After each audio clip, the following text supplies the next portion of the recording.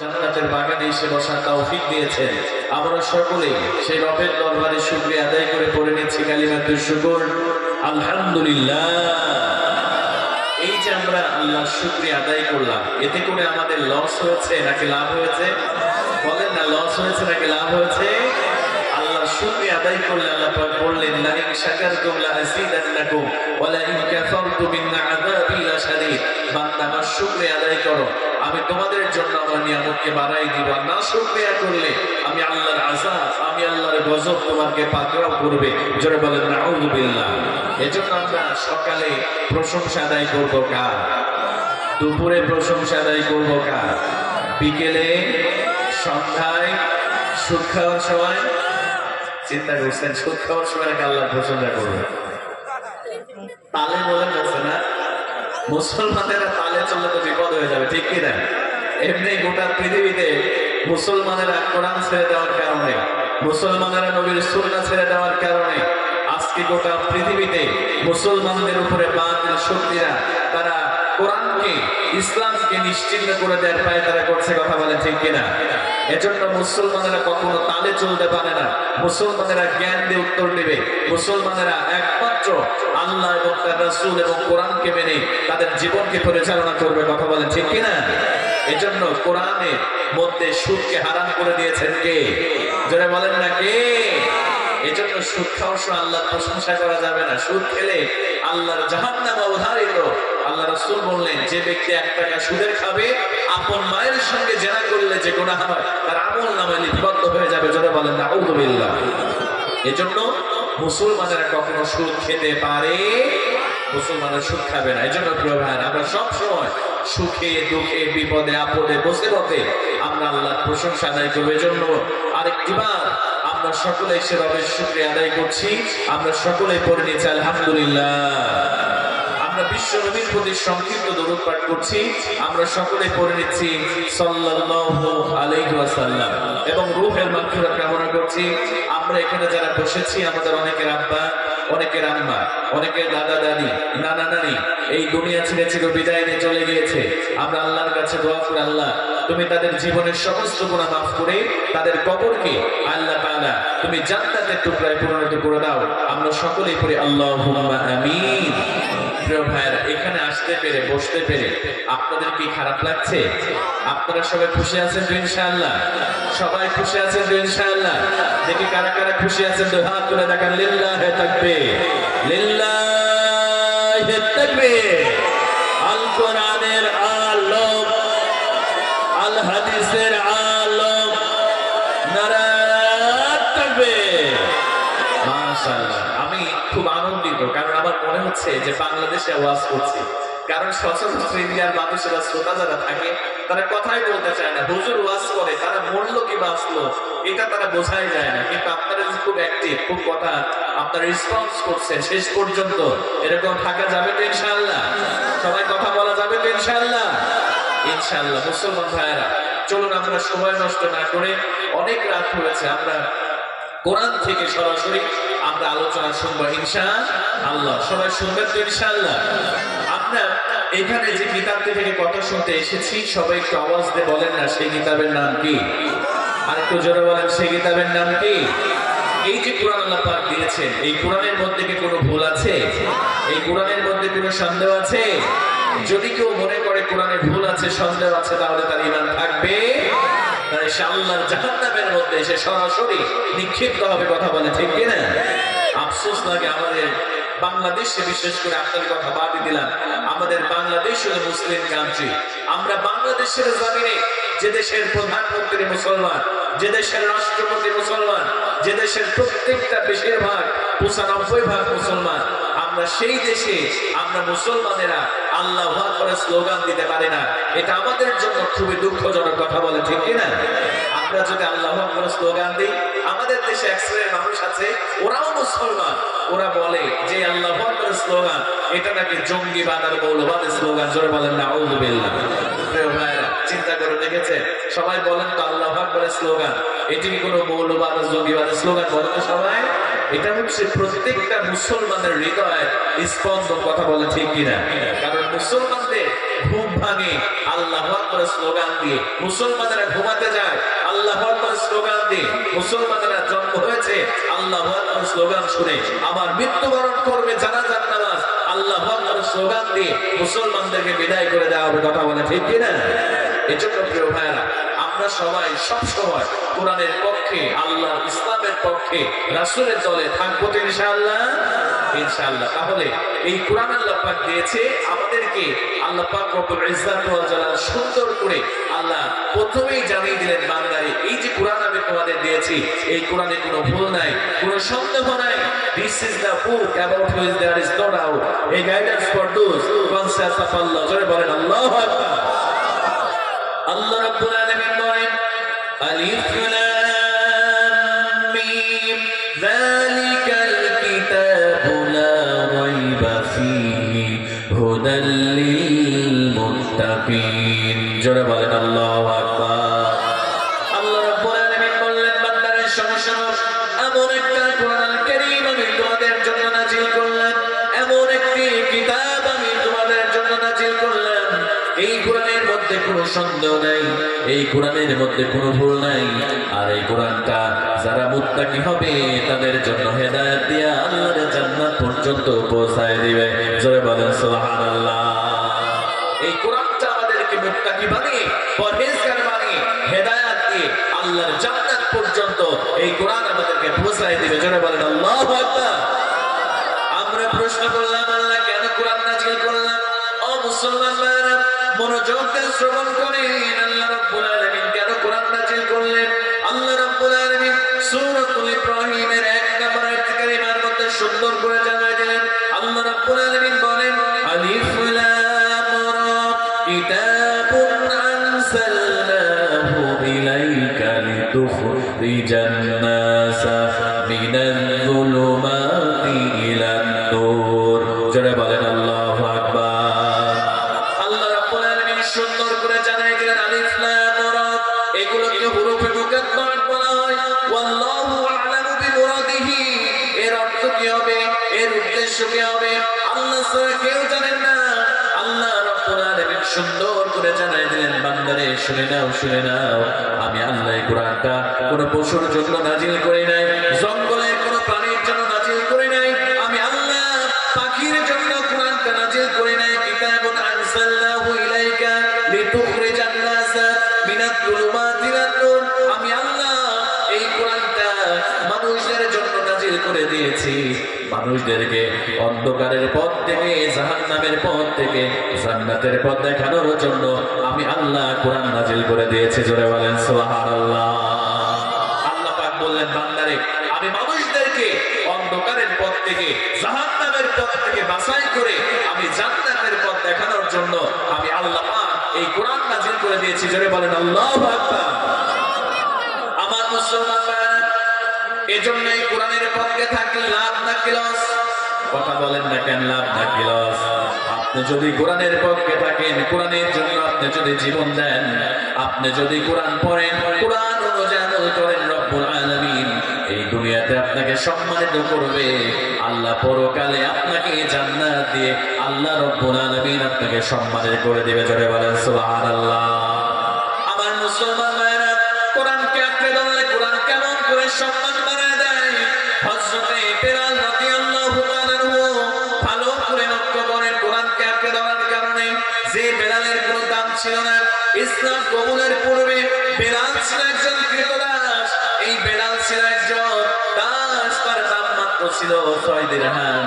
কিন্তু যখন এই কোরআনকে আঁকড়ে ধরলো, আল্লাহর ইসলামকে গ্রহণ করলো, বিশ্বনবীর আদর্শ গ্রহণ করলো, আল্লাহর প্রতি ঈমান আনলো, এই বেলালের দাম আল্লাহ এত বাড়ায় দিলেন।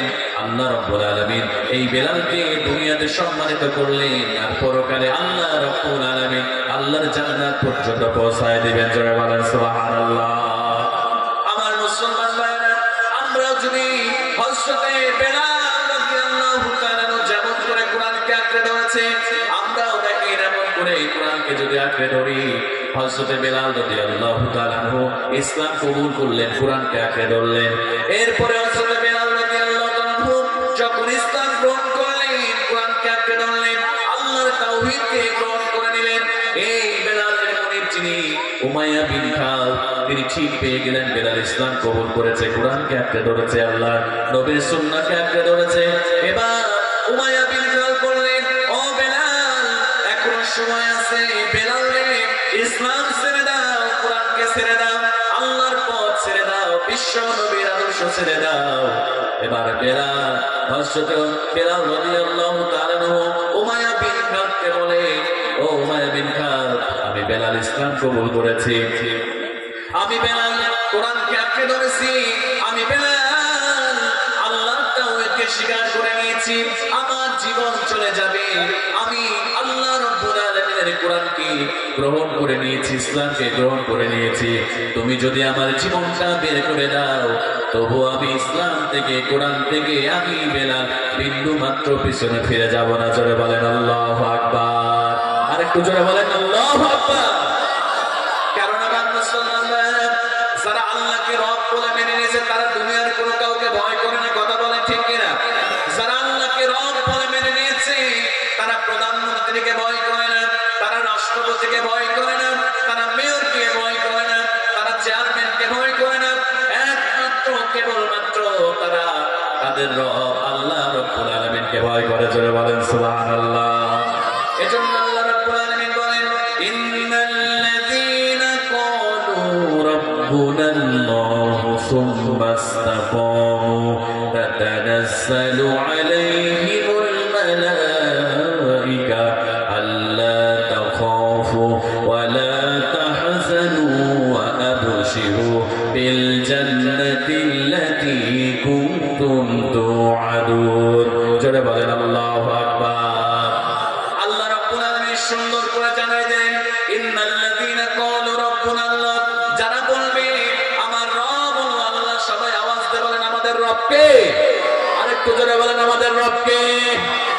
আল্লাহ রাব্বুল আলামিন বললেন, ইন্নাল্লাযীনা ক্বালু রাব্বুনাল্লাহ, নিশ্চয় যারা বলবে আমাদের রব আল্লাহ, সুম্মা ইসতাকামু, এই রবের উপরে ইস্তেকামত থাকবে, তার উপরে যতই জুলুম করা হবে, তার উপরে যতই নির্যাতন করা হবে, তাকে মৃত্যুর হুমকি দিয়ে দেওয়া হবে, জেলের ভয় দেখানো হবে, তারা যদি আল্লাহকে রব বলে মেনে নিয়ে কথাটার উপরে ইস্তেকামত থাকতে পারে, আল্লাহ রাব্বুল আলামিন বললেন, তাতানাজ্জালু আলাইহিমুল মালায়েকা, আমি আল্লাহ তাদের জন্য রহমতের ফেরেশতা নাযিল করে দেব 5 জায়গায়। সবাই বলেন কয় জায়গা? আরেকটু জোরে বলেন কয় জায়গা? আল্লাহ রাব্বুল আলামিন 5 জায়গায় রহমতের ফেরেশতা নাযিল করবে। এক নম্বরে আপনার মৃত্যুর সময় আল্লাহ আপনার জন্য রহমতের ফেরেশতা নাযিল করবে। 2 নম্বরে আপনার কবরে রহমতের ফেরেশতা নাযিল করবে। 3 নম্বরে হাশরে, 4 নম্বরে মিজানে, 5 নম্বরে পুলসিরাতে। এই 5 জায়গায় আল্লাহ রহমতের ফেরেশতা নাযিল করে দিবে। এই রহমতের ফেরেশতাগুলো বলবে, আল্লাহ তাখাফু ওয়া লা তাহজানু, তোমাদের কোনো ভয় নাই, তোমাদের কোনো চিন্তা নাই, তোমাদের কোনো ভয় নাই, তোমাদের কোনো চিন্তা নাই, তোমাদের রব আল্লাহকে রব বলে মেনে নিয়েছো, আল্লাহকে রব বলে তোমরা রবের উপরে প্রতিষ্ঠিত থেকেছো, তোমরা সেই জান্নাতের সুসংবাদ গ্রহণ করো যে জান্নাতের ওয়াদা তোমাদের আল্লাহ করেছিল। জোরে বলেন সুবহানাল্লাহ। হযরত বেলালের কোনো ভয় নাই।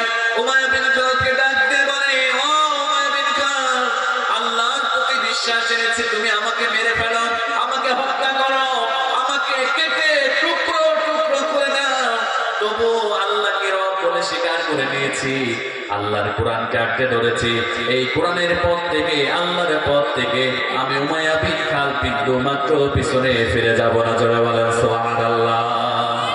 আমার মুসলমান ভাইরা, হযরত বেলালের দাম এমনি পারে নাই। এবার উমাইয়া বিন খালদ হযরত বেলালকে নিয়ে মরুভূমির মধ্যে চলে গেল।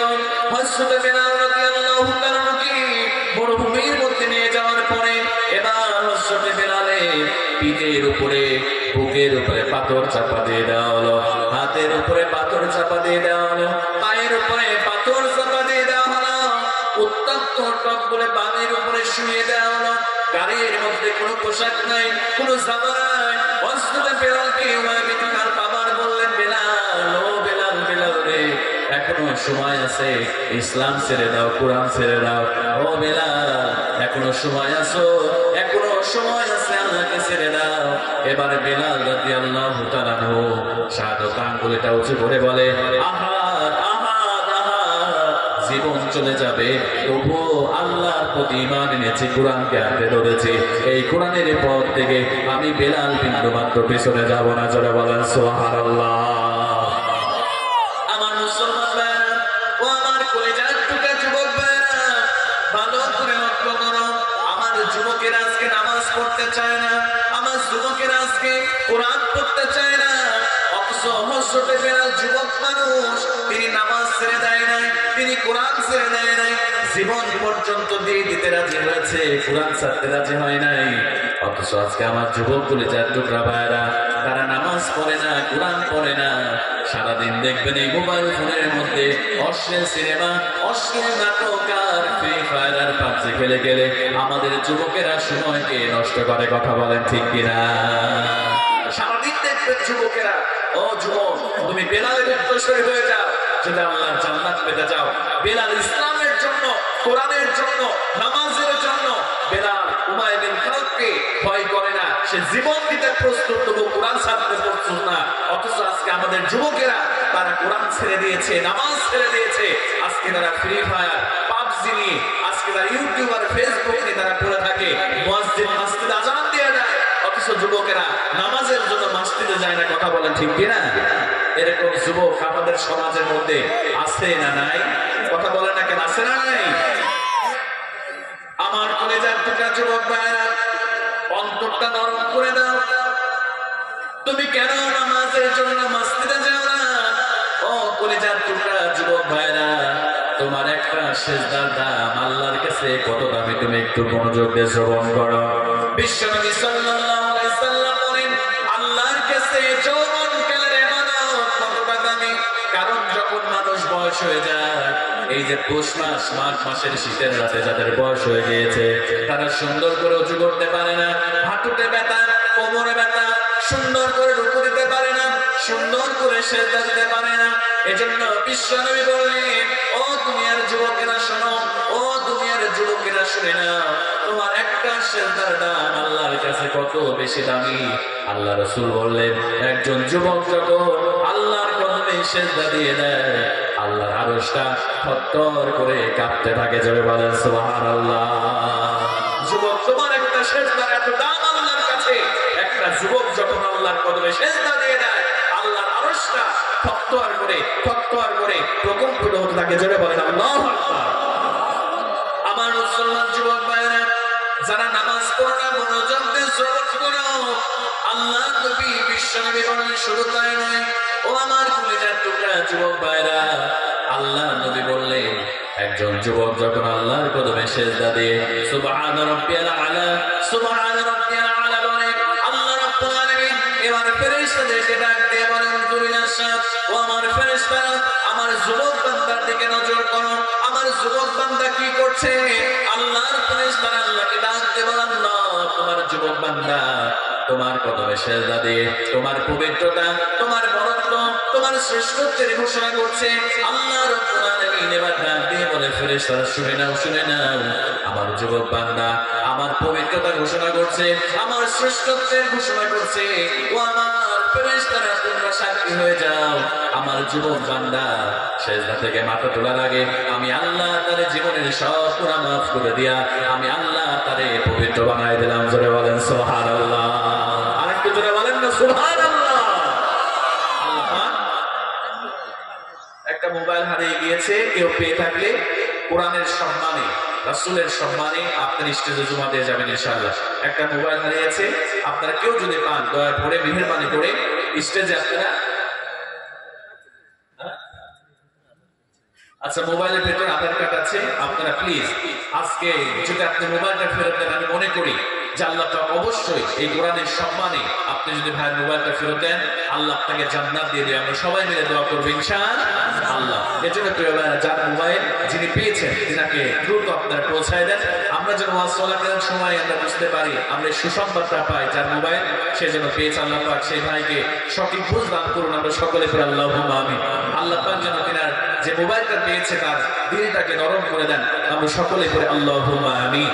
তাহলে একজন যুবক যখন আল্লাহর কদমে সিজদা দিয়ে সুবহান রাব্বিয়াল আলা বলে, আল্লাহ পাক ফেরেশতাদেরকে ডাক দিয়ে বলে, ও আমার ফেরেশতারা, আমার যুবক বান্দা আমাকে পবিত্র বলেছে, আমি আমিও তাকে পবিত্র বানাই দিলাম, তার জীবনের সমস্ত গুনাহ আমি আল্লাহ মাফ করে দিলাম। জোরে বলেন আল্লাহু আকবার। এজন্য আমার যুবক ভাইরা, নামাজ ছেড়ে দিও না।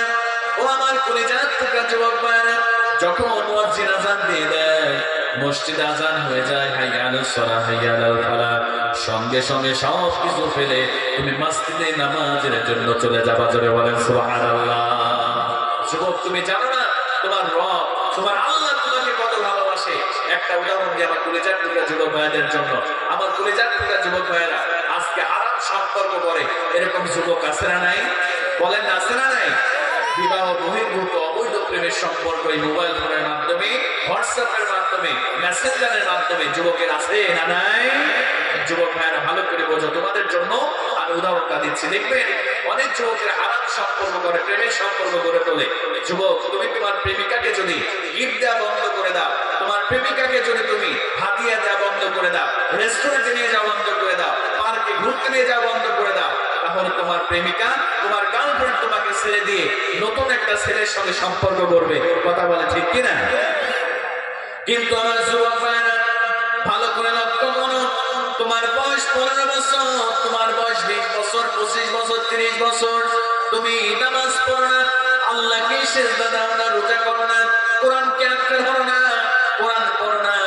আমার যুবক ভাইরা, দুনিয়াতে তুমি যাকে এত মহব্বত করলে, এত ভালোবাসলা, সামান্য তাকে গিফট দেওয়া বন্ধ করে দিয়েছো, সামান্য তাকে ঘুরতে নিয়ে যাওয়া বন্ধ করে দিয়েছো, সামান্য তাকে তুমি ডিরেক্ট কল দেওয়া বন্ধ করে দিয়েছো, তোমাকে সে শেখা দিয়ে অন্য ছেলের সঙ্গে সম্পর্ক করে তুলবে। কিন্তু আমার কলিজার টুকরা যুবক ভাইরা, তোমার 30 বছর তুমি আল্লাহকে সিজদা দিলে না, নামাজ পড়লে না, রোজা করলে না, তুমি কোরআন পড়লে না, তোমার রব তোমার সঙ্গে ব্রেকআপ করে নাই। তোমার আল্লাহ তোমাকে কত ভালোবাসে, কত মহব্বত করে। তোমার আল্লাহ রব্বুল আলামিন তোমার জন্য রিজিক আর অক্সিজেনের ব্যবস্থা তোমার আল্লাহ রব্বুল আলামিন করে দিয়েছে। জোরে বলেন সুবহানাল্লাহ। যুবক, তুমি 20 বছর নামাজ পড়ো নাই, 30 বছর নামাজ পড়ো নাই, তোমার আল্লাহ চাইলে তোমার রিজিককে বন্ধ করতে পারতো, তোমার রিজিক, তোমার অক্সিজেনকে বন্ধ করতে পারতো। কিন্তু তোমার রব সেটা না করে তুমি আল্লাহর নাফরমানি করেছো। তবুও তোমার আল্লাহ, তোমার রব তোমার জন্য রিজিকের ফয়সালা তোমার আল্লাহ করে দিয়েছে। জোরে বলেন আল্লাহু আকবার। এজন্য আমার যুবক ভাইরা, হযরতে বেলালের মতো হয়ে যাও। হযরতে বেলাল রাদিয়াল্লাহু তাআলা আনহু এবার তিনাকে উমাইয়া বিন খাল বাড়িতে নিয়ে আসলেন। কেমন করে শাস্তি দেয়া হলো, তবুও বেলাল কোরআন থেকে পিছনে যায় না। এবার হযরতে বেলালকে বলল, বেলাল রে, কালেমা ছেড়ে দে, আল্লাহর কোরআন ছেড়ে দে, আল্লাহকে ছেড়ে দে। হযরতে বেলালের একটা কথা, আল্লাহকে ছাড়বো না, কোরআনকে ছাড়বো না। এবার আবু জেহেল চলে আসলো। আবু জেহেল আসার পরে হাতের মধ্যে চাবুকটা নিয়ে নিল। চাবুকটা নেওয়ার সঙ্গে সঙ্গে এবারে বেলালকে আঘাত করতে শুরু করলো, বেলালকে চাবুক দিয়ে পেটাতে শুরু করলো। এবার বেলাল রক্তাক্ত হয়ে গেল, চামড়াটা ছেড়ে, চামড়াটা ছিঁড়ে রক্তগুলো বেয়ে বেয়ে পড়তে শুরু করলো। আবু জেহেল হাঁপায় গেল, ক্লান্ত হয়ে গেল। এবার আবু লাহাব চলে আসলো, হযরতে বেলালকে আবার আঘাত করতে শুরু করলো। এইভাবে সমস্ত আবু জেহেল, আবু লাহাব, উতবা, শাইবা তারা বেলালকে আঘাত করতে শুরু করলো। এক পর্যায়ে বেলালকে আগুনের মধ্যে তারা নিক্ষেপ করে দিল। জোরে বলেন নাউজুবিল্লাহ। আমার কলিজার টুকরা ভাইরা, হযরত বেলালের দানের জন্য আল্লাহ কত বৃদ্ধি করে দিলেন।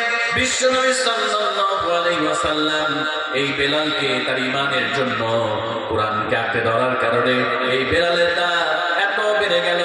আল্লাহ রাব্বুল আলামিন হাবিব বিশ্বনবী সাল্লাল্লাহু আলাইহি ওয়াসাল্লাম বেলালকে মসজিদে নববীর মুয়াজ্জিন হিসেবে আল্লাহ নবীজি নিযুক্ত করে দিলেন। জোরে বলেন সুবহানাল্লাহ। শুধু তাই নয় আমার মুসলমান ভাইরা, হযরত বেলালের দান কত বেড়ে গেল। আল্লাহ নবীজি একদিন মসজিদে নববীর মধ্যে বিশ্বনবী দস্তরখানা বিশেষ খাবার খাওয়ার জন্য সমস্ত সাহাবায়ে কেরাম বসে আছে। এমন সময় ফাজা বেলাল, হযরত বেলাল চলে আসলো। বিশ্বনবী বেলালকে ডাক দিয়ে বলল, বেলাল রে, তুমি আমাদের সঙ্গে খাবারে অংশগ্রহণ করো। হযরত বেলাল রাদিয়াল্লাহু তাআলা কান্না শুরু করে দিলেন, ইয়া রাসূলুল্লাহ, ইয়া হাবিবাল্লাহ, আমার মতো গুনাহগার, আমার মতো গরীব একজন সাহাবী, দেখতে সুন্দর, আপনি আমারে খাবারের জন্য ডেকেছেন। ইয়া রাসূলুল্লাহ, আমার মনে বড় চায় আমি খাবারে অংশগ্রহণ করবো, কিন্তু ইয়া রাসূলুল্লাহ আমি তো রোজা রেখেছি জন্য খাবারে অংশগ্রহণ করতে পারবো না। আল্লাহ নবী বিশ্ব নবী সাল্লাল্লাহু আলাইহি সাল্লাম সমস্ত সাহাবায়ে কেরামদেরকে ডাক দিয়ে বললেন, আমার সাহাবীরা, আমার বেলাল রোজা রেখেছে, আমরা দুনিয়ার খাবার খাই, আমার বেলাল রোজা রেখেছে, তোমরা যা দেখো না আমি নবীজি সেইটা দেখতে পাই। ও আমার সাহাবীরা শুনে না, আমার বেলালের মান, আমার বেলালের সম্মানে তো আল্লাহ বাড়ায় দিয়েছে। ঠিক এই মুহূর্তে জান্নাতের মধ্যে জান্নাতি হুরেরা বেলালের জন্য খাবার রান্না করছে। জোরে বলেন সুবহানাল্লাহ। আমার মুসলমান ভাইরা, শুধু নয় তাই নয়, বেলাল কোরআনকে আঁকড়ে ধরার কারণে তার মর্যাদা আরো কত গুণ বেড়ে গেল। আল্লাহ নবীজি মেহমান মেরাজ থেকে এসে হযরত বেলালকে ডাক দিয়ে বলেন, বেলাল রে, তুমি এত মর্যাদাবান, তুমি এত সম্মানিত হয়েছো। আমি যখন জান্নাতের মধ্যে হাঁটতেছিলাম, ওই জান্নাতের মধ্যে যখন নাচ নেয়ামতগুলো দেখতে পাচ্ছিলাম, তখন আমি খেয়াল করে দেখলাম আমার কানের মধ্যে তুমি বেলালের পায়ের আওয়াজ আমি বিশ্ব নবী শুনতে পাচ্ছিলাম। জোরে বলেন সুবহানাল্লাহ। এজন্য বিশ্ব নবী বলেন, ইশতাকুল জান্নাতিলা তালাতা, আল্লাহর জান্নাত তিনজন ব্যক্তিকে প্রত্যাশা করে। এক নম্বরে বিশ্ব নবী বললেন আমার চাচা আমির হামজাকে জান্নাত প্রত্যাশা করে, দুই নম্বরে আম্মারকে জান্নাত প্রত্যাশা করে, আর তিন নম্বরে আমার কালো সাহাবী আমার বেলালকে আল্লাহর জান্নাত প্রত্যাশা করে। জোরে বলেন সুবহানাল্লাহ। এই পৃথিবীতে আমরা সবাই জান্নাত চাই। আল্লাহ রাসূল বললেন, তিনজন যখন সে আল্লাহর জান্নাত চায়, তার মধ্যে বেলাল একজন। এই সম্মানটা পেয়েছিল কারণ হচ্ছে বেলালের মধ্যে টাকা ছিল না, অর্থ ছিল না, বাড়ি ছিল না, গাড়ি ছিল না, কিন্তু অন্তরের মধ্যে তাকওয়া ছিল। আল্লাহর ভয় থাকার কারণে, বেলাল কোরআনকে আঁকড়ে ধরার কারণে আল্লাহ তার শান, তার মানকে আল্লাহ এত বাড়াই দিল। আল্লাহ পাক তাকে দুনিয়াতে সম্মানিত করেছে, আল্লাহ পাক পরকালেও সম্মানিত করেছে। জোরে বলেন সুবহানাল্লাহ। যাদের হৃদয়ে আছে আল্লাহর ভয়, তারা কভু পথ ভুলে যায় না। আল্লাহর প্রেম ছাড়া এই দুনিয়া কারো কাছে কোনো কিছু চাই না, কারো কাছে কোনো কিছু চাই না। রাতের আধারে যারা সেজদাতে রয়, দু চোখের অশ্রুতে নদী যেন বয়। রাতের আধারে যারা সেজদাতে রয়, দু চোখের অশ্রুতে নদী যেন বয়। ছলনার হাতছানি যতই আসুক, ছলনার হাতছানি যতই আসুক, পেছনে ফিরেও তাকায় না। ও যাদের হৃদয়ে আছে আল্লাহর ভয়, তারা কভু পথ ভুলে যায় না। আল্লাহর প্রেম ছাড়া এই দুনিয়া কারো কাছে কোনো কিছু চাই না, কারো কাছে কোনো কিছু চাই না। দিন কায়েমের পথে যারা অবিচল, তারা হলো আল্লাহর প্রিয়জন। বাতিলের কাছে যারা হার মানে না, সংগ্রাম করে যায় আমরণ। হেরার আলোতে যার হৃদয় রঙিন, হাতে আর কোরআনের দীপ্ত সঙ্গী। হেরার আলোতে যার হৃদয় রঙিন, হাতে আর কোরআনের দীপ্ত সঙ্গী। সত্যের পথে যারা নিবেদিত প্রাণ, সত্যের পথে যারা নিবেদিত প্রাণ, শত্রুকে কভু ভয় পায় না। ও যাদের হৃদয়ে আছে আল্লাহর ভয়, তারা কভু পথ ভুলে যায় না। আল্লাহর প্রেম ছাড়া এই দুনিয়া কারো কাছে কোনো কিছু চাই না, কারো কাছে কোনো কিছু চাই না। লিল্লাহি তাকবীর, লিল্লাহি তাকবীর। এজন্য আমার মুসলমান ভাইরা, কোরআনকে আঁকড়ে ধরবেন। আল্লাহর নবী বিশ্ব নবী সাল্লাল্লাহু আলাইহি সাল্লাম বলেন, আন-নাযার ইলা সালাসাতি আশিয়া ইবাদাত। মনোযোগ বাড়ান আমার মুসলমান ভাইরা। আল্লাহ রাব্বুল আলামিনের হাবিব বললেন, এই দুনিয়াতে এমন তিনটা জিনিস রয়েছে যার দিকে নজর করলে, যার দিকে তাকালে আল্লাহ রাব্বুল আলামিন তার আমল নামায় সওয়াব দিয়ে দেয়। জোরে বলেন সুবহানাল্লাহ। নিচের দিকে তাকালে সওয়াব আপনি আমারে বলেন। আল্লাহর নবীজি বিশ্ব নবী সাল্লাল্লাহু আলাইহি সাল্লাম বলেন, এক নম্বরে আল্লাহর কোন বান্দা বান্দী যদি আন-নাযার ইলাল কাবা, কাবায় গিয়ে মক্কায় গিয়ে আল্লাহর কাবা ঘরের দিকে যদি নজর করে, আল্লাহ রাব্বুল আলামিন এক নম্বরে তার আমলনামায় আল্লাহ সওয়াব লিপিবদ্ধ করে দেয়। জোরে বলেন সুবহানাল্লাহ। সাহাবায়ে কেরাম বললেন, ইয়া রাসূলুল্লাহ, দুই নম্বরে কোন জিনিসের দিকে তাকালে সওয়াব? আল্লাহর নবীজি বিশ্ব নবী সাল্লাল্লাহু আলাইহি সাল্লাম বলেন, আন-নাযার ইলাল ওয়ালিদাইন, আল্লাহর কোন বান্দা বান্দী যদি তার মায়ের দিকে তার বাবার দিকে নেক নজরে তাকায়, আল্লাহ রাব্বুল আলামিন কোন সন্তান তার বাবা পেয়ে দিকে নেক নজরে তাকালে আল্লাহ রাব্বুল আলামিন তার আমলনামায় একটা কবুল হজের সওয়াব ওই সন্তানের আমলনামায় আল্লাহ দিয়ে দেয়। জোরে বলেন সুবহানাল্লাহ। কোন সন্তান যদি মায়ের দিকে বাবার দিকে নেক নজরে তাকায়, আল্লাহ রাসূল বললেন একটা কবুল হজের সওয়াব আল্লাহ ওই সন্তানের আমলনামায় আল্লাহ দিয়ে দেয়। আল্লাহু আকবার বলবেন না? একজন সাহাবী বললেন, ইয়া রাসূলুল্লাহ, আল্লাহর কোন বান্দা বান্দীরা কোন সন্তান যদি মায়ের দিকে বাবার দিকে 10 বার তাকায়, আল্লাহ নবী বললেন 10টা কবুল হজের সওয়াব হয়ে যাবে। এবার আরেকজন সাহাবী পিছন থেকে বিশ্ব নবীকে বললেন, ইয়া রাসূলুল্লাহ, 100 বার যদি কেউ তাকায়, আল্লাহ নবী বললেন 100টা কবুল হজের সওয়াব ওই সন্তানের আমলনামায় আল্লাহ দিয়ে দিবে। জোরে বলেন সুবহানাল্লাহ। এজন্য আমার কলিজার টুকরা যুবক ভাইরা, অনেকে মায়ের সাথে খারাপ আচরণ করে, মায়ের সঙ্গে বাবার সঙ্গে বকুনি দিয়ে ঝাঁকুনি দিয়ে মা বাবাকে গালি দেয়। ও আমার কলিজার টুকরা ভাইরা, দুনিয়াতে যদি শান্তি পেতে চাও, দুনিয়াতে যদি সম্মানিত হতে চাও, পরকালে যদি শান্তি পেতে চাও, এই দুনিয়াতে মা বাপের সঙ্গে তুমি সুন্দর আচরণ করো। জোরে বলেন সুবহানাল্লাহ। তোমার মা যদি তোমার জন্য দোয়া করে, তোমার কপালটা খুলে যাবে। তোমার মা যদি তোমার জন্য বদদোয়া করে, তোমার দুনিয়াও শেষ, পরকালও শেষ হয়ে যাবে। একদিন মায়ের দোয়া কেমন করে আল্লাহ কবুল করে? হযরতে মূসা আলাইহিস সালাম মাঝে মাঝে আল্লাহকে বিভিন্ন প্রশ্ন করতেন। এজন্য মূসা আলাইহিস সালাম এই দুনিয়াতে একজন মাত্র নবী, একজন মাত্র রাসূল, সরাসরি আল্লাহর সঙ্গে কথা বলেছেন। তিনি আর কেউ নয়, তিনি হলেন মূসা আলাইহিস সালাম। জোরে বলেন সুবহানাল্লাহ। এই দুনিয়াতে একজন মাত্র নবী আল্লাহর সাথে কথা বলেছেন। ওয়াকাল্লামাল্লাহু মূসা তাকলিমা। এই পৃথিবীতে একমাত্র মূসা আলাইহিস সালাম আল্লাহর সাথে কথা বলেছেন। এজন্য মূসা আলাইহিস সালামকে কালিমুল্লাহ বলা হয়। জোরে বলেন আল্লাহু আকবার। মায়ের দোয়া কেমন করে কবুল হয়ে যায়? যাদের মা বেঁচে আছে, মাকে কষ্ট দাও। আজকে তওবা করতে হবে তোমাকে যুবক ভাইরা।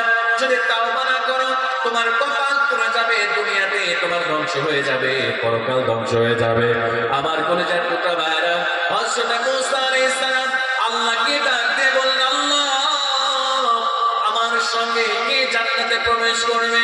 এবার আল্লাহ রাব্বুল আলামিন মূসা আলাইহিস সালামকে ডাক দিয়ে বলেন, মূসা রে, তোমার সঙ্গে একজন কসাই, একজন গোশত বিক্রেতা তোমার সঙ্গে জান্নাতের মধ্যে প্রবেশ করবে। জোরে বলেন আল্লাহু আকবার। হযরত মূসা আলাইহিস সালামের মনটা খারাপ হয়ে গেল। আল্লাহ, তুমি এত রেখে একজন গোশত বিক্রেতা, একজন কসাইকে আমার সঙ্গে জান্নাতে দিবে? আল্লাহ, মানতে পারলাম না, মনের মধ্যে বড় দুঃখ পেয়ে গেলাম। আল্লাহ বললেন, মূসা, চিন্তা করো না, কেন ওই কসাইটা তোমার সঙ্গে জান্নাতে যাবে? কারণ আছে, তুমি চলে যাও বাজারে, বাজারে যাওয়ার পরে ওই কসাইকে ফলো করো। এবার আল্লাহর পয়গম্বর মূসা আলাইহিস সালাম এবার বাজারে চলে গেলেন। বাজারে যাওয়ার পরে এবার কসাইকে তিনি ফলো করতে শুরু করলেন। এবার ওই কসাইটা গোশত বিক্রি করে, আর যখনই সুন্দর সুন্দর নরম নরম গোশত গুলো আসে, তখন সুন্দর করে কসাইটা গোশত গুলো আলাদা করে রাখে। হযরত মূসা আলাইহিস সালাম এটা খেয়াল করলেন। কিছুক্ষণ পরে গোশত বিক্রি শেষ হয়ে গেল। এবার কসাইটা ওই গোশত গুলো যেগুলো রেখে দিয়েছিল সুন্দর করে ছোট ছোট করে পিস পিস করলো। এবার তিনি গোশত গুলো টুকরা করে বেঁধে বাড়ির দিকে রওনা দিল। আল্লাহর পয়গম্বর হযরত মূসা আলাইহিস সালাম এবার কসাইকে গিয়ে ডাক দিয়ে বলেন, কসাই ভাই, আমি তোমার বাড়িতে মেহমান হতে চাই। কসাই আল্লাহর পয়গম্বর মূসা আলাইহিস সালামকে চিনেন না। এবার ওই কসাই বললেন, আহলান ওয়া সাহলান, আপনি আমার বাড়ির মেহমান হতে চান, এটা আমি খুশি হয়েছে, চলেন যাই, আমার বাড়িতে যাই, আমার বাড়ির মেহমান হিসেবে আপনাকে কবুল করলাম। জোরে বলেন সুবহানাল্লাহ। হযরত মূসা আলাইহিস সালাম চলে গেলেন। দেখেন মায়ের দোয়া কেমন করে কবুল হয়, ভালো করে লক্ষ্য করেন। এবার মুসা আলাইহিস সালাম ওই কসাইয়ের বাড়িতে চলে গেলেন। এবার কসাই বাড়িতে যাওয়ার পরে সুন্দর করে গোশতগুলো পানি দিয়ে ধুয়ে ফেললেন। ধোয়ার পরে এবার কসাইটা গোশতগুলো সুন্দর করে রান্না করলো, নিজ হাতে রুটি বানালো। এবার ঘরের মধ্যে প্রবেশ করলো, ঘরের মধ্যে থেকে একটা বক্স বের করে আনলো। বক্স বের করে আনার পরে একজন বৃদ্ধা মহিলাকে ঘরের মধ্যে থেকে বক্সের মধ্যে থেকে বের করলো। বের করার পরে ওই বৃদ্ধ মহিলাকে সুন্দর করে তিনি গোসল করালেন। সুন্দর করে গোসল করানোর পরে ওই বৃদ্ধা মহিলাকে তিনি কাপড় চোপড় পরাই দিলেন। সুন্দর করে কাপড় চোপড় পরাই দেওয়ার পরে এবার কোলের কাছে বসায় নিয়ে এবার প্লেটের মধ্যে গোশতগুলো রাখলেন। রুটিগুলো দিয়ে সুন্দর করে রুটি দিয়ে গোশতর ঝোল দিয়ে গোশত দিয়ে মাখায় মাখায় ওই কসাইটা বৃদ্ধ মহিলা মুখের মধ্যে তুলে দিতে শুরু করলেন। জোরে বলেন সুবহানাল্লাহ। হযরত মুসা আলাইহিস সালাম পাশে দাঁড়িয়ে এই দৃশ্যগুলো তিনি দেখতেছেন। এমন সময় হযরত মুসা আলাইহিস সালাম খেয়াল করলেন, যখনই কসাইটা রুটি তুলে মায়ের মুখে বৃদ্ধা মহিলার মুখের মধ্যে নিয়ে দেয়, আর বৃদ্ধা মহিলা মুস্কি মুস্কি হেসে কসাইয়ের কানের কাছে গিয়ে যেন এসে বলে দেয়। আর কসাইটা বৃদ্ধা মা যখন এটা বলে দেয়, কসাইটা মুস্কি মুস্কি হেসে ফেলে। এবার রুটি খাওয়ানো শেষ হয়ে গেল। এবার কসাইকে মুসা আলাইহিস সালাম ডাক দিয়ে বললেন, ও কসাই ভাই, তুমি যাকে এত যত্ন করলাম, যাকে কোলের কাছে বসে রুটি গোশত খাওয়ালাম, এইটা তোমার কে হয়? কসাই বললে, ও মুসাফির, ও প্রতীক, আমার মেহমান, আমার অতিথি শুনে নাও, ইনি আর কেউ নয়, যিনি আমাকে 10 মাস 10 দিন গর্ভে ধারণ করেছে, যিনি আমাকে দুধ পান করিয়েছে, তিনি হলেন আমার সেই মা। বৃদ্ধা মহিলা হলেন আমার গর্ভধারিণী মা। জোরে বলেন সুবহানাল্লাহ। এবার মুসা আলাইহিস সালাম বললেন, ঠিক আছে, বুঝতে পারলাম এইটা আপনার মা, কিন্তু আপনার মা, আপনি যখন রুটিগুলো গোশত দিয়ে আপনার মাকে খাইয়ে দিচ্ছিলেন, এমন সময় আপনার মা আপনার কানের কাছে কি যেন বলে। এবার মুসা আলাইহিস সালাম বললেন, আমার জানতে বড় মনে চায় আপনার মা কি যেন আপনার কানের কাছে বলে, আপনি আমার একটু বলে দেন। এবার কসাই বলতে শুরু করলো, ও প্রতীক, আমার মা আজকে একদিন নয়, 2 দিন নয়, আমার মা 30 বছর ধরে বৃদ্ধা, আমার মা অসুস্থ। আমি প্রত্যেকদিন আমার মায়ের জন্য গোশত রুটি যখন মুখের মধ্যে খাইয়ে দিই, আমার মা আমার প্রতি খুশি হয়ে যায়। আমার মা আমার কানের কাছে এসে বলে, ও আমার কলিজার টুকরা সন্তান, আমি তোমার উপরে খুশি হয়ে গিয়েছি। আমি মা তোমার জন্য দোয়া করলাম, এই জামানের শ্রেষ্ঠ পয়গম্বর হযরত মুসার সঙ্গে আল্লাহ যেন তোমার হাসর নাসর করায় দেয়। আমার মা যখন এই দোয়া করে, আমি মুস্কি মুস্কি হেসে দিই, কারণ আমি জানি এই দোয়া আল্লাহ কখনো কবুল করবে না। পয়গম্বরের সঙ্গে আমি সব থেকে ছোট কসাই গোশত বিক্রেতা, আমাকে কখনো আল্লাহ জান্নাত দিবে না, এটা ভেবে ভেবে আমি মুস্কি মুস্কি আসি। জোরে বলেন আল্লাহু আকবার। এবার হযরত মুসা আলাইহিস সালাম কান্না শুরু করে দিলেন, আল্লাহর কদমে সিজদা দিয়ে অঝর করে কান্না শুরু করে দিলেন। আল্লাহ, আমি বুঝতে পেরেছি তুমি কেন এই কসাইকে আমার সঙ্গে তুমি জান্নাত দিবা। এই কসাইয়ের মা তার উপরে এত খুশি হয়ে গিয়েছে। এই কসাইয়ের মা কসাইয়ের জন্য দোয়া করে, আল্লাহ আমার সঙ্গে যেন তার জান্নাত হয়ে যায়। আল্লাহ তাআলা তুমি মায়ের কোনো দোয়া ফেরত দাও না, তুমি মায়ের দোয়াকে কবুল করে এই কসাইকে আমার সঙ্গে তুমি জান্নাত দিয়ে দেবা। জোরে বলেন সুবহানাল্লাহ। এজন্য আমার মুসলমান ভাইরা, আমার যুবক ভাইরা, যাদের মা বেঁচে আছে, আল্লাহ নবী বললেন, লাউ কতাতা জিলদাক, তুমি যদি তোমার গায়ের চামড়াটা ছিলে তোমার মায়ের জন্য তুমি যদি জুতা বানিয়ে দাও, তবু ছোট্টবেলায় যে 1 ফোঁটা দুধ পান করেছো, ওই দুধের ঋণ কখনো তুমি শোধ করতে পারবা না। জোরে বলেন সুবহানাল্লাহ। এজন্য আল্লাহ রাব্বুল আলামিন বললেন, ওয়া'বুদুল্লাহ ওয়া লা তুশরিকু বিহি শাইআন ওয়া বিল ওয়ালিদাইনি ইহসানা। জোরে বলেন আল্লাহু আকবার। এজন্য আল্লাহ রাব্বুল আলামিন স্মরণ করে দিলেন বান্দাদের, ওয়া'বুদুল্লাহ ওয়া লা তুশরিকু বিহি শাইআন ওয়া বিল ওয়ালিদাইনি ইহসানা। ও আমার গোলামেরা, শুনে নাও, আমি আল্লাহর ইবাদত করবা, আমার সঙ্গে কাউকে শরীক করবা না। আর 2 নম্বরে, তোমাদের মা বাপ যাদের জীবিত আছে, তোমার মা বাপের সঙ্গে তোমরা সদাচরণ করবা। জোরে বলেন সুবহানাল্লাহ। এজন্য বিশ্বনবী সাল্লাল্লাহু আলাইহি ওয়াসাল্লাম বললেন, আন-নাযার ইলাল ওয়ালিদাইন, কোন সন্তান যদি তার মায়ের দিকে নজর করে আল্লাহ সওয়াব দিয়ে দেয়। আর 3 নম্বরে আন-নাযার ইলাল মাসহাব, আল্লাহর কোন বান্দা বান্দি যদি কোরআনের দিকে নজর করে, আল্লাহর কোরআনের দিকে যদি তাকায়, আল্লাহ রাব্বুল আলামিন তার আমলনামায় সওয়াব দিয়ে দেয়। জোরে বলেন সুবহানাল্লাহ। কোন বান্দা বান্দি যদি আল্লাহর কোরআনের দিকে নজর করে, এই কোরআনের দিকে তাকানোর কারণে আল্লাহ সওয়াব দিয়ে দেয়। আমরা যদি কোরআনকে আঁকড়ে ধরি, কোরআন যদি পড়ি, তাহলে আল্লাহ পাক রব্বুল ইজ্জাত ওয়াল জালাল আমাদেরকে সম্মানিত করে আল্লাহর জান্নাত পর্যন্ত আল্লাহ পৌঁছায় দিবে। জোরে বলেন সুবহানাল্লাহ। এজন্য আল্লাহ রাব্বুল আলামিন বলেন, ইন্নামাল মুমিনুনা আল্লাযীনা ইযা যুকিরাল্লাহু ওয়াজিলাত কুলুবুহুম ওয়া ইযা তুলিয়াত আলাইহিম আয়াতুহু যাদাতুহুম ঈমানা ওয়া আলা রাব্বিহিম ইয়াতাওয়াক্কালুন। জোরে বলেন আল্লাহু আকবার।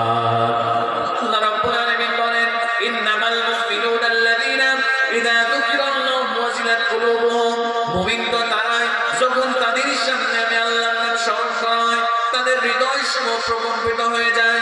আর ওয়াইদা তুলিয়াত আলাইহিম আয়াতুহু যাদাতুহুম ঈমানা, আর যখন কোরআন তেলাওয়াত করা হয় তাদের ঈমানটা বেড়ে যায়।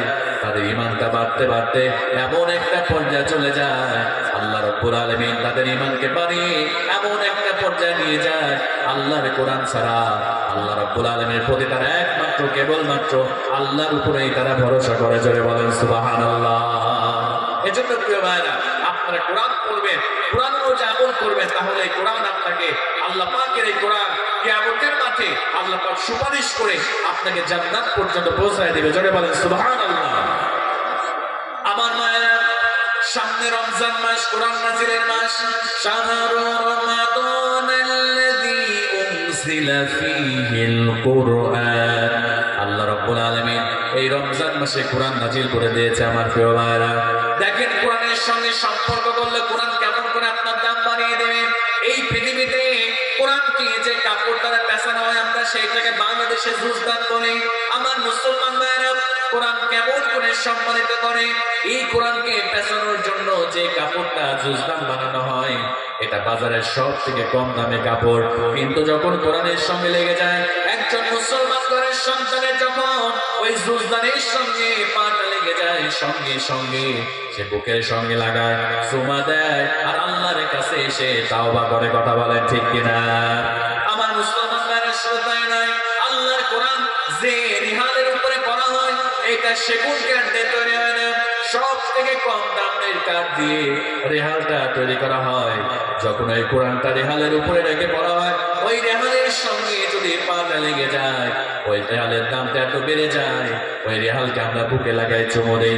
কারণ ওই কোরআনের সংস্পর্শ আসার কারণে বাজারের সব থেকে কম দামি কাঠটা আল্লাহ রাব্বুল আলামিন দামি বানিয়ে দিয়েছে। জোরে বলেন সুবহানাল্লাহ। আমার মুসলমান ভাইরা, শুধু তাই নয়, যে মাসে আল্লাহ কোরআন নাজিল করেছে, রমজান মাস, এই রমজানের এত এত মূল্য। একটা নফল বলে ফরজের সওয়াব পাওয়া যায়, একটা ফরজ ইবাদত করলে 70টা ফরজের সওয়াব পাওয়া যায়। কারণ হলো রমজানে কোরআন নাজিল হয়েছে, এজন্য রমজান মাসটা আল্লাহর কাছে সব থেকে দামি, সব থেকে শ্রেষ্ঠ। শুধু তাই নয়, যে রাত্রিতে কোরআন নাজিল হয়েছে, লাইলাতুল কদরের রাত, এই রাত্রিতে কোরআন নাজিল হওয়ার কারণে হাজার মাস অপেক্ষা এই রাতটা আল্লাহ রাব্বুল আলামিন শ্রেষ্ঠ বানায় দিয়েছে। জোরে বলেন সুবহানাল্লাহ। আমার মুসলমান ভাইরা, শুধু তাই নয়, যে নবীর উপরে আল্লাহ এই কোরআনটা নাজিল করেছে, সেই নবী হলো শ্রেষ্ঠ নবী। আর যে উম্মতের উপরে এই কোরআনটা নাজিল করা হয়েছে, আল্লাহ রাব্বুল আলামিন সেই জাতিকে শ্রেষ্ঠ জাতি উম্মতে মুহাম্মাদি বানিয়ে দিয়েছে। জোরে বলেন সুবহানাল্লাহ। এজন্য আমার কলিজার টুকরা ভাইরা, আল্লাহ রাব্বুল আলামিন বলেন, ওয়ানুনাজ্জিলু মিনাল কুরআনি মা হুয়া শিফাউন ওয়া রাহমাতুল লিল মুমিনিন ওয়া লা ইয়াসিদুল যালিমিনা ইল্লা খাসারা। আল্লাহ রাব্বুল আলামিন ঘোষণা করলেন, বান্দারে, এমন একটা কোরআন তোমাদের জন্য নাজিল করলাম, এই কোরআনের মধ্যে আমি যা দিয়েছি মুসলমানদের জন্য, এই কোরআনটা শিফা, আর মুমিনদের জন্য, ঈমানদারদের জন্য আমি আল্লাহ এই কোরআনটাকে আমি রহমত করে তোমাদের জন্য পাঠিয়ে দিয়েছি। জোরে বলেন সুবহানাল্লাহ। আল্লাহ পাক রব্বুল হিসেবে, ইমানদারদের জন্য শেফা হিসেবে আল্লাহ কোরআনকে নাজিল করে দিয়েছেন। আল্লাহু আকবার বলেন সবাই। আমার মায়েরা, এবার ভালো করে লক্ষ্য করে আপনারা কোরআন পড়বেন। আমার মায়েরা জানা এসেছেন, আপনাদেরকে 4টা আমলের কথা বলবো না। এই 4টা আমল আপনি যদি করতে পারেন, আল্লাহ রাব্বুল আলামিন কাল কিয়ামতের দিন কঠিন মুসিবতের সময় জান্নাতের 8টি দরজা খুলে দিবে। জোরে বলেন সুবহানাল্লাহ। আমার মায়েরা এবার মনটা খারাপ করতে নরম করে দেন। মাত্র 4টা আমল আপনার 8টা জান্নাত আল্লাহ কিয়ামতের মাঠে খুলে দিবে। বিশ্ব নবী সাল্লাল্লাহু আলাইহি ওয়াসাল্লাম বলেন, আল মারআতু ইযা সাল্লাত খামসাহা, একজন মা 5 ওয়াক্ত নামাজ পড়বে। সবাই বলেন কয় ওয়াক্ত নামাজ? আর একটু জোরে বলেন না, কয় ওয়াক্ত নামাজ?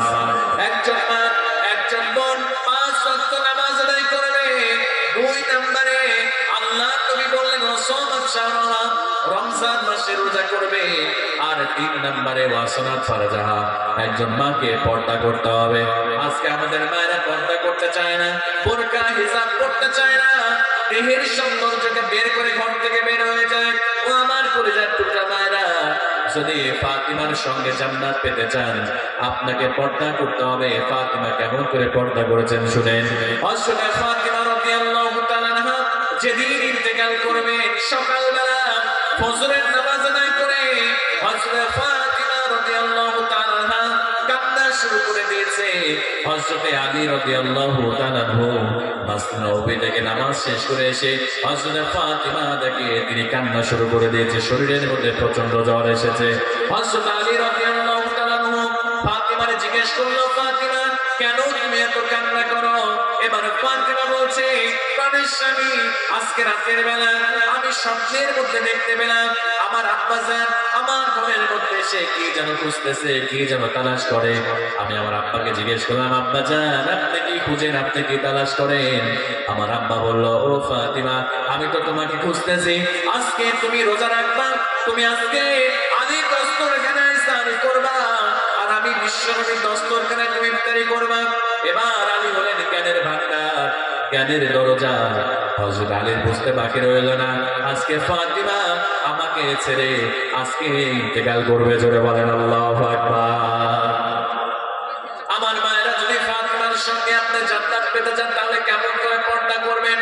এবার হযরত ফাতিমা রাদিয়াল্লাহু তাআলা আনহা এবার হযরত আলীকে ডাক দিয়ে বললেন, প্রাণের স্বামী, আপনার কাছে একটা জিনিস আমি প্রস্তাব করতে চাই।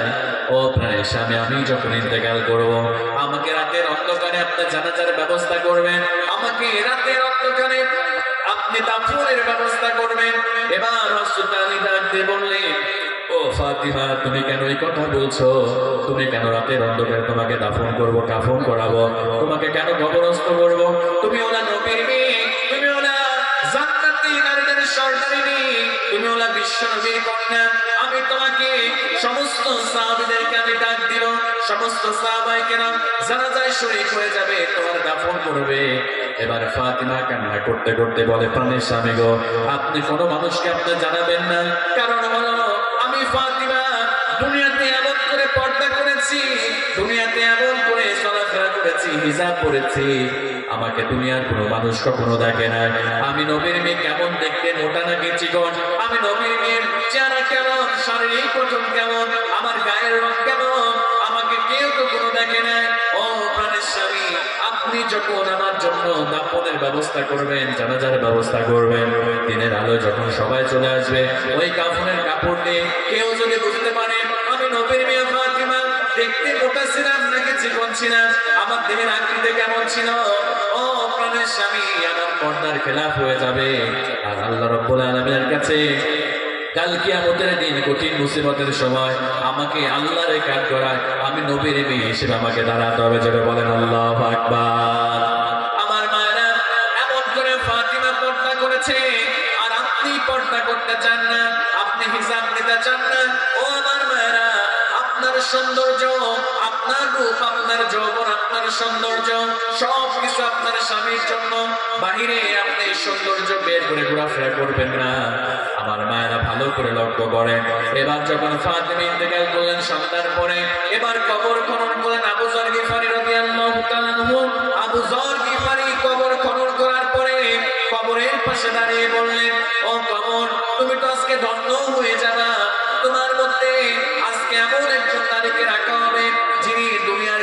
সাধারণ নারী নয়, তিনি হলেন খাতুনে জান্নাত হযরত ফাতিমাকে তোমার মধ্যে আজকে রাখা হবে। কবর থেকে কোনো জবাব আসে না। এবার আবু যরকে পরে আমার কবরকে প্রশ্ন করলেন, কবর রে তোমার মধ্যে আজকে দুনিয়ার কোন সাধারণ মাকে রাখা হবে না। হাসান আর হুসাইন জান্নাতি নারীদের সর্দার, এই হাসান হুসাইনের মাকে তোমার মধ্যে রাখা হবে। কবর থেকে কোনো জবাব আসে না। আবার আবু যর গিফারি কবরকে প্রশ্ন করলো, কবর রে তোমার মধ্যে আজকে কাকে রাখা হবে জানো নাকি? ও কবর, তোমার মধ্যে আজকে যাকে রাখা হবে তিনি হলেন সরকারে দো আলম বিশ্বনবী মুহাম্মদ রাসূলুল্লাহ সাল্লাল্লাহু আলাইহি ওয়াসাল্লামের কন্যা ফাতিমাকে তোমার মধ্যে রাখা হবে। কবর রে খবরদার এই ফাতিমার সঙ্গে তুমি বেয়াদবি করো না। এবার আল্লাহ রাব্বুল আলামিন কবরের জবাবটা খুলে দিল। কবর উত্তর দিতে শুরু করলো, ও আবু যর শুনে নাও, শুনে নাও, আমি কবর হলাম এমন একটি জায়গা, আমি কবরের মধ্যে বংশ পরিচয় চলে না, আমি নবীর মেয়ে চিনি না, আমি হাসান হুসাইনের মা চিনি না, আমি ফাতিমা খাতুনে জান্নাতকে চিনি না। আমার মধ্যে যারা নামাজ নিয়ে আসবে, আমার মধ্যে যারা পর্দা নিয়ে আসবে, আমার মধ্যে যারা কোরআন নিয়ে আসবে, আমি কবর তাদের জন্য জান্নাতের টুকরা হয়ে যাব। আর আমার মধ্যে যারা নামাজ নিয়ে আসবে না, আমার মধ্যে যারা কোরআন নিয়ে আসবে না, আমার মধ্যে যারা পর্দা নিয়ে আসবে না, আমি কবর তাদের জন্য জাহান্নামের গর্ত হয়ে যাব। জোরে বলেন নাউজুবিল্লাহ। হারিয়ে যাব একদিন আমি রবনায় ভুবনে চিরদিন, হারিয়ে যাব একদিন আমি রবনায় ভুবনে চিরদিন।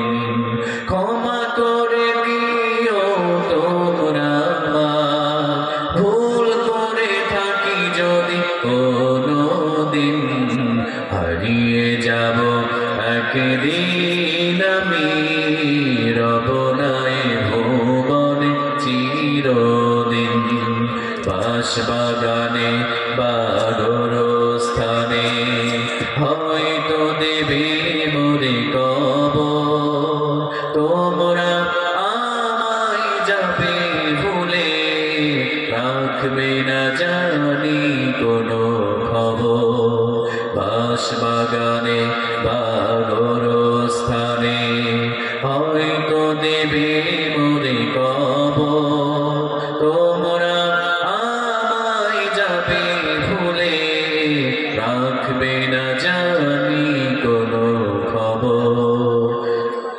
পড়বে কি মনে আমার কথা, ফেলবে কি অশ্রু কোনো দিন, হারিয়ে যাব একদিন আমি রবনায় ভুবনে চিরদিন।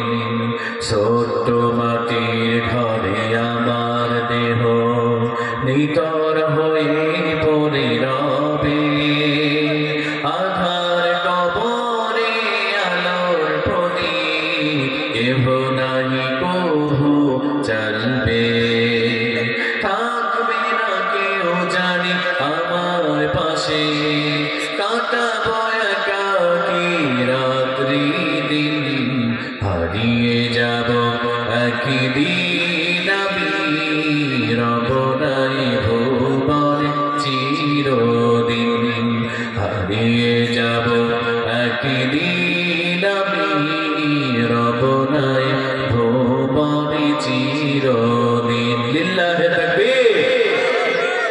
আমার মুসলমান, এজন্য এই পৃথিবী ছেড়ে আমাদেরকে চলে যেতে হবে। বিশ্ব নবী মুহাম্মদ রাসূলুল্লাহ সাল্লাল্লাহু আলাইহি ওয়াসাল্লাম, আমার নবীজি এই দুনিয়াতে থাকেন নাই। আমার নবীজি 5 দিন যাবত শরীরের মধ্যে প্রচন্ড জ্বর এসেছে। বিশ্ব নবী সাল্লাল্লাহু আলাইহি ওয়াসাল্লাম মাঝে মাঝে আমার নবীজি বেহুশ হয়ে যায়, আমার নবীজি আবার হুঁশ ফিরে পান। আমার নবীজি প্রচন্ড অসুস্থ হয়ে গিয়েছে।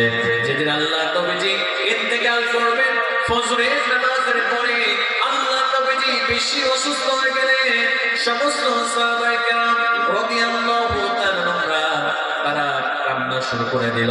হযরত আবু বকর কান্না করে, হযরত ওমর কান্না করে, হযরত উসমান আলী, সমস্ত সাহাবায়ে কেরামের কান্না রোল পড়ে গেল। আমার নবীজি কখন যেন এই দুনিয়া ছেড়ে চিরবিদায় নিয়ে চলে যায়। এবার হুজরার ঘরের মধ্য থেকে আম্মা জানেরা কান্না শুরু করে দিল। আমার নবীজি বিশ্ব নবী সাল্লাল্লাহু আলাইহি ওয়াসাল্লাম এত পরিমাণ মাথা ব্যথা, এত পরিমাণ জ্বর এসেছে, আমার নবীজি কখনো হুঁশ ফিরে পান, কখনো হুঁশে আসে। এমন অবস্থায় হযরত জিবরিল আমিন আলাইহিস সালাতু ওয়াস সালাম আসলেন। আসার পরে বিশ্ব নবী সাল্লাল্লাহু আলাইহি ওয়াসাল্লামকে সালাম দিয়ে বললেন, ইয়া রাসূলুল্লাহ, আপনি কেমন আছেন? ইয়া হাবিবাল্লাহ, আপনার শরীরের অবস্থা কেমন? আমার নবীজি বললেন, ও জিবরিল আমিন আলাইহিস সালাম, আলহামদুলিল্লাহ আমি ভালো আছি। জিবরিল, এত পরিমাণ আমার শরীরে জ্বর এসেছে, আমার শরীরটা এত পরিমাণ খারাপ, আমি মাঝে মাঝে বেহুশ হয়ে যাই। আল্লাহ রাব্বুল আলামিনের এবার ফেরেশতা জিবরিল বললেন, ইয়া রাসূলুল্লাহ, আমার মুসলমান ভাইরা, একদিন সবাইকে দুনিয়া ছেড়ে চলে যেতে হবে। এবার জিবরিল আমিন আলাইহিস সালাম বিশ্বনবীকে বললেন, ইয়া রাসূলুল্লাহ, আজকে আমি একা আসি নাই, এতদিন আপনার কাছে আমি একা এসেছি। ইয়া রাসূলুল্লাহ, ইয়া হাবিবাল্লাহ, হুজুর গো, আজকে আমার সঙ্গে এমন একজন ফেরেশতা এসেছে, দুনিয়ার কারো কাছে অনুমতির প্রয়োজন হয় না। ইয়া রাসূলুল্লাহ, ইয়া হাবিবাল্লাহ, আপনি যদি অনুমতি দেন, আল্লাহর ওই ফেরেশতা আপনার কাছে আসবে। আর আপনি যদি অনুমতি না দেন, এই দুনিয়া থেকে, আপনার কাছ থেকে, আপনার হুজরার দরজা থেকে আল্লাহর ওই ফেরেশতা ওখান থেকে বিদায় নিয়ে নেবে। আল্লাহর নবীজি বিশ্ব নবী সাল্লাল্লাহু আলাইহি ওয়াসাল্লাম বলে, ও ভাই জিবরাইল, তাকে আসতে বলো। এবার বিশ্ব নবী সাল্লাল্লাহু আলাইহি ওয়াসাল্লামের কাছে মালাকুল মউত চলে এসেছে। মালাকুল মউত এসে সালাম দিলে, ইয়া রাসূলুল্লাহ, ইয়া হাবিবাল্লাহ, আপনার শরীরের অবস্থা কেমন? আল্লাহর নবীজি বললেন, মালাকুল মউতের শরীরের অবস্থা তেমন ভালো নয়, আমার শরীরের কন্ডিশন তেমন ভালো নয়। এবার মালাকুল মউত বলল, ইয়া রাসূলুল্লাহ, ইয়া হাবিবাল্লাহ, আপনার কাছে আমি এসেছি, আপনার অনুমতির প্রয়োজন। যত নবী রাসূলের রূহটাকে কবজ করেছি, ইয়া রাসূলুল্লাহ, ইয়া হাবিবাল্লাহ, কারোর কাছে অনুমতির প্রয়োজন হয় না, কিন্তু আপনি নবীজি, আপনার কাছে অনুমতির প্রয়োজন।